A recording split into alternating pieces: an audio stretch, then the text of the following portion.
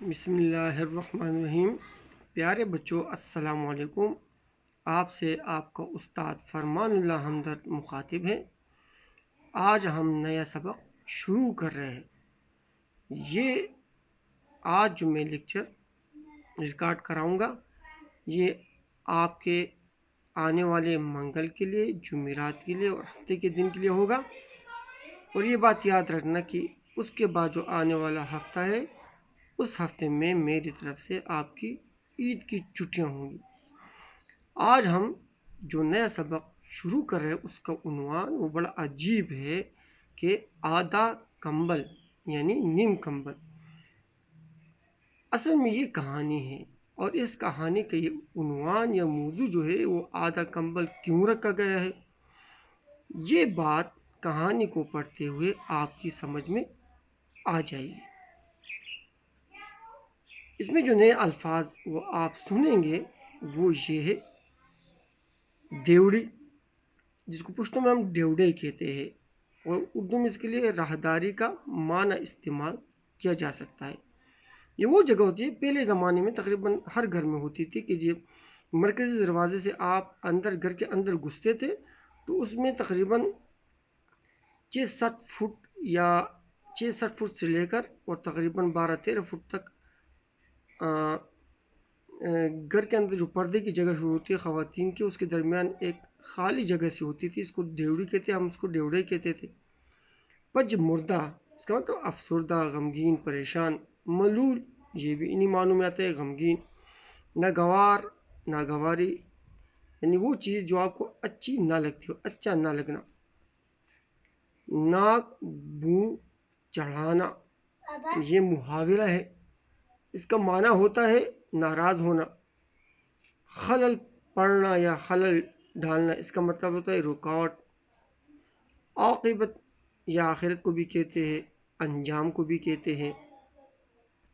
چار و ناچار اس کا مطلب ہے مجبوراً۔ نادم ہونا اس کا مطلب ہوتا ہے پشیمان ہونا، پشتو میں جس کو کہتے ہیں پیمانہ کیدل۔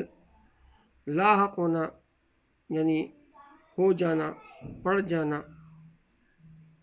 اطاعت یعنی تابعداری۔ اب یہاں سے کہانی شروع ہوتی ہے، غور سے سنیے۔ ایک تاجر بہت مالدار اور خوشحال تھا، یعنی مالدار بھی تھا اور خوشحال تھا، یعنی اپنی حالت میں خوش تھا، اسے کوئی غم پریشانی وغیرہ نہیں تھی۔ اللہ تعالیٰ نے اسے ایک ہی بیٹا دیا تھا۔ تاجر نے بیٹے کو بہت لاڈ پیار سے پال پوس کر بڑا کیا۔ لاڈ پیار کا مطلب ہوتا ہے پیار سے، یعنی بچے کی ہر ضرورت پوری کرنا، اس کا خیال رکھنا۔ پال پوسنا مطلب پرورش کرنا۔ اسے پڑھایا لکھایا، تجارت کے گر سکھائے۔ گر ہنر کو کہتے ہیں، کارآمد عمل کو کہتے ہیں، بہترین طریقوں کو کہتے ہیں، یعنی تجارت کرنے کے اس کو بہترین طریقے سکھائے اور بڑی دھوم دھام سے یعنی شان و شوکت سے اس کی شادی کرتے۔ بیٹی کی شادی کے 1 سال بعد ہی تاجر کی بیوی فوت ہو گئی۔ گھر کا سارا نظام بہو کے سپرد ہو گیا۔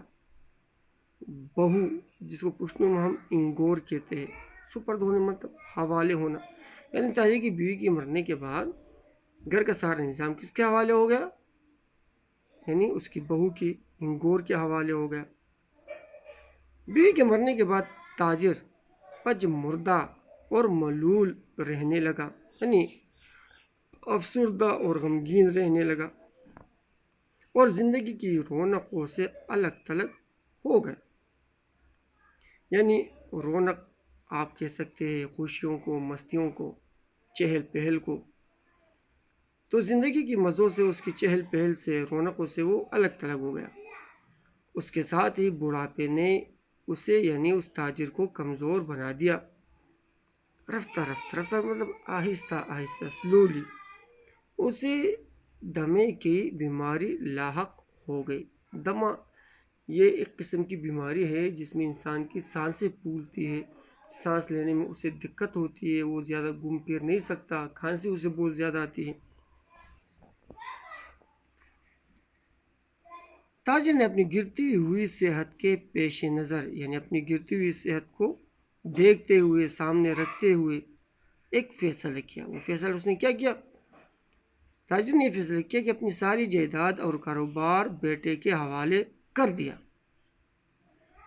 اتنی دولت اور جائیداد پا کر بہو اور بیٹا بہت خوش ہوئے اور اس کی یعنی تاجر کی خدمت کرنے لگے۔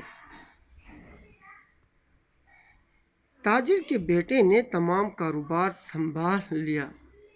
اب وہ زیادہ تر وقت اپنے کاروبار میں لگاتا۔ اب تاجر کا بیٹا باپ کے کاروبار، یعنی باپ نے جو کاروبار اس کے حوالے کیا تھا، تجارت اس کے حوالے کی تھی، اب اس میں وہ بہت زیادہ وقت گزارنے لگا۔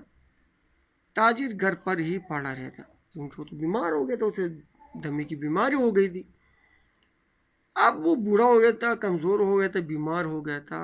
اب بیٹے کو کیا چاہیے تھا؟ بیٹے کو یہ چاہیے تھا کہ وہ اپنے باپ کا بہت زیادہ خیال رکھتے، کیونکہ مال اور دولت کے کاروبار تو باپ کی وجہ سے اس کو ملا تھا، باپ بھی تھا۔ بہو کو بھی یہ چاہیے تھا کہ اپنے سسر کا بہت زیادہ خیال رکھتی، لیکن کہانی میں کچھ اور ہی ہے۔ کہانی میں آگے کیا ہے؟ وقت گزرنے کے ساتھ ساتھ تاجر کی بیماری بڑھتی گئی، یعنی بیماری بڑھتی چلی گئی۔ بہو